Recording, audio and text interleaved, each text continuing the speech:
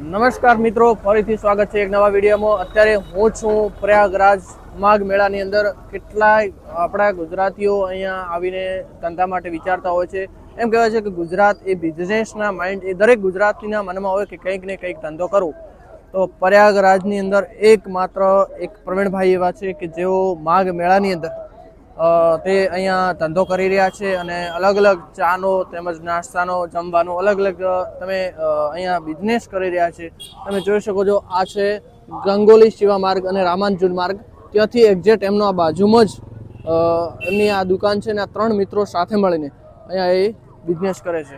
શું તમે પણ પ્રયાગરાજ માઘ મેળાની અંદર કે કુંભ મેળામાં ગમે ત્યારે આવી શકો છો? તો હું તમને ડિસ્પ્લે ઉપર એમનો નંબર આપું છું, એમને અવશ્ય કોન્ટેક કરો અને એક ગુજરાતીને તમે પણ સપોર્ટ કરો કે અહીંયા આવો અને ગુજરાતી સાથે અહીંયા બધા હિન્દી ભાષી છે, કંઈ તમને ગુજરાતી કોઈ જાણવા મળે, પણ હું માત્ર અહીંયા આવ્યો અને મને લાગ્યું કે ગુજરાત મારા વતનના, મારા લોકલ અહીંયા મારા પ્રોપર વતનના છે। મેં ગુજરાતી ભાષા ખરેખર હું 4 દિવસ પછી એકવાર અહીંયા બોલ્યો છું, બાકી મને ગુજરાતી ભાષાનો અહીંયા એટલે બધા હિન્દી સાથે બોલવું પડે। તો પ્રવીણભાઈને સાથે મિત્રો છે, આ ત્રણેય મિત્રો સાથે મળીને જબરજસ્ત બિઝનેસ ચાલુ કર્યો છે। ખરેખર ગૌરવની વાત થાય છે એમને। તો તમે જોઈ શકો છો, આ એક્ઝેક્ટ જે રામાંજુન માર્ગ છે આ સર્કલ પડે છે, એમની બાજુમાં જ છે અહીંયા।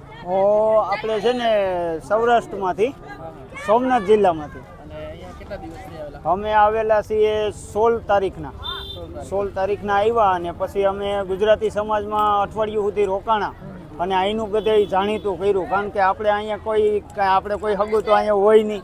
પછી અમે વગેરે બધું અહીંથી અમે સમસીથી માંડીને તમામ વસ્તુનો અહીંયા ખરીદી કરી અને અમારે ત્યાં તો કાર્ટ પણ છે, આપણે જે પાઉંભાજીની લારીને આ તે પકોડા માટે એ હાલે।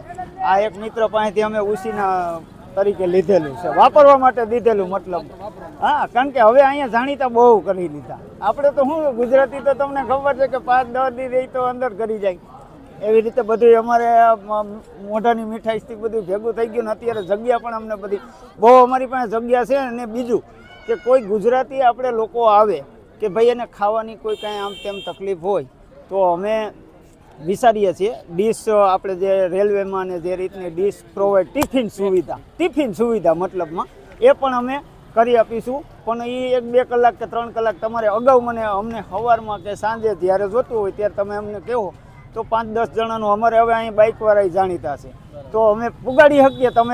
તમે લોકેશન નાખી શકો તો પુગાડી શકીએ, અથવા તમે અમારે ત્યાં આવી બધું જાણ થઈ ગયું। એક યોગી મહારાજને નથી મળ્યા, બાકી બધું થઈ ગયું છે।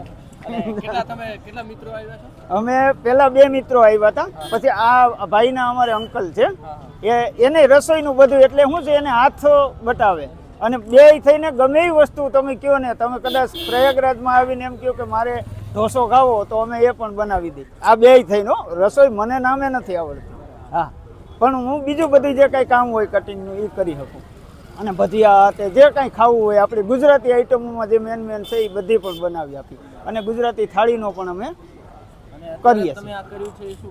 આ અત્યારે ખજૂરવાળું દૂધ, જોકે અહીંયા બધા કડકડતી ઠંડીમાં નાય અને આવે તો ઠંડી લાગી હોય તો શું જોઈએ, કંઈક જોઈએ તો ગરમા ગરમ સાયનું ને એવું તો કંઈક બધું બહુ ન મજા આવે, તો ગરમ દૂધ આપણે ખજૂર નાખીને કાંઈ ઘટે નહીં એવી રીતનું બનાવીએ અને આપણે કુલ્લડમાં આપીએ અને સાય પણ કુલ્લડમાં, આપણે કોઈ બીજું કંઈ ઓલું નહીં એવી રીતનું અને બનાવીએ સારું। સા તો તમે પીધી, ટેસ્ટ કેવો લાગ્યો આખા પ્રયાગરાજમાં? એટલે આપણો ગુજરાતી ટેસ્ટ આવે તો જ, હા એટલે હા બરાબર છે। અને આ દૂધ પણ એવી રીતનું જ બહુ મસ્ત બને। કેટલા દિવસ તમે રોકાવાના છો અંદર? બસ પૂરો જ કરવો, કલ પાસે જ કરીને જવો છે, કારણ કે બીજું કાંઈ ધંધોય કરશું અને ભક્તિ જેવું બધું પણ થાય કંઈક। હા, આ ધોરાવાડ થઈ ગયા તો હવે તો કંઈ પાછા કંઈ આપણે કરી નથી શકવાના, આવું તો કરીએ ગંગા કાંઠે 1-1.5 મહિનો કાઢશું તો બહુ સારું પુણ્ય આપણે, બાકી ગુજરાતીઓના ભાગમાં શું હોય ભાઈ, હે? એટલે એટલા માટે બધું જય ગિરનારી। તો તમે પણ અહીંયા આવો તો અવશ્ય એકવાર ગુજરાતી તરીકે મળજો। ફરીથી મળીએ છીએ એક નવા વિડીયોમાં। અવનવા વિડીયો જોવા માટે સબસ્ક્રાઇબ કરી લેજો ચેનલ।